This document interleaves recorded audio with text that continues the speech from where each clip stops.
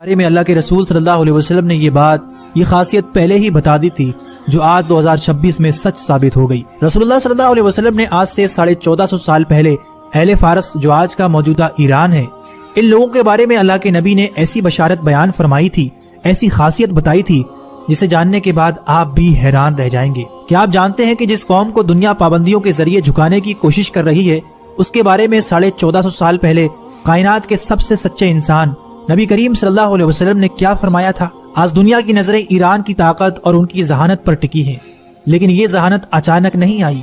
یہ وہ معجزاتی پیشن گوئی ہے جو صحابہ اکرام رضی اللہ تعالیٰ عنہ کے سامنے اس وقت کی گئی تھی جب فارس یعنی پرشیا ایک عظیم سلطنت تھی اور اسلام ابھی پھل پھول رہا تھا۔ صحیح بخاری کی وہ حدیث یاد کریں جب حضور صلی اللہ علیہ وسلم نے حضرت سلمان فارسی کے کاندھے پر ہاتھ رکھ کر فرمایا تھا، اگر علم یا ایمان ثریا ستارے آسمان کی بلندیوں پر بھی ہوگا تو فارس کے بیٹے وہاں پہنچ کر اسے بھی حاصل کر لیں گے۔ یہ صرف ایک جملہ نہیں تھا بلکہ ایک قوم کے ڈی این اے کی خبر تھی۔ تاریخ گواہ ہے کہ امام بخاری ہوں یا امام مسلم ہوں یا بڑے بڑے مسلم سائنسدان، ان کی جڑیں اسی خطے سے تھیں۔ آج اگر ایران ٹیکنالوجی، میزائل پروگرام اور ایٹمی سائنس میں دنیا کی آنکھوں میں آنکھیں ڈال کر کھڑا ہے تو یہ اسی علمی پیاس کا تسلسل ہے جس کی خبر میرے آقا صلی اللہ علیہ وسلم نے صدیوں پہلے دی تھی۔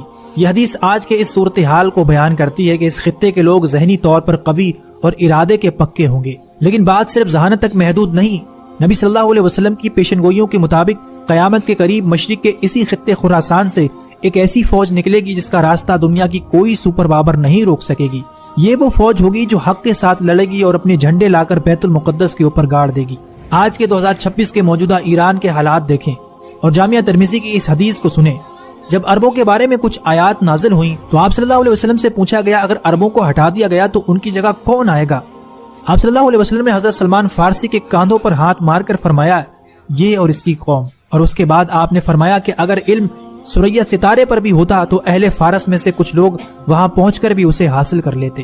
مسند احمد کی ایک اور روایت میں آپ صلی اللہ علیہ وسلم نے فرمایا قریب ہے کہ اللہ تعالیٰ تمہارے ہاتھوں کو عجم غیر عربوں سے بھر دے، پھر وہ اجمی ایسے شیر ہوں گے جو بھاگیں گے نہیں، وہ تمہارے دشمنوں کو قتل کریں گے اور فاتح بنیں گے۔ آج 2026 میں کیا آج ہم اپنی آنکھوں سے وہ منظر نہیں دیکھ رہے کہ تمام تر مخالفت کے باوجود یہ خطہ جھکنے کو تیار نہیں؟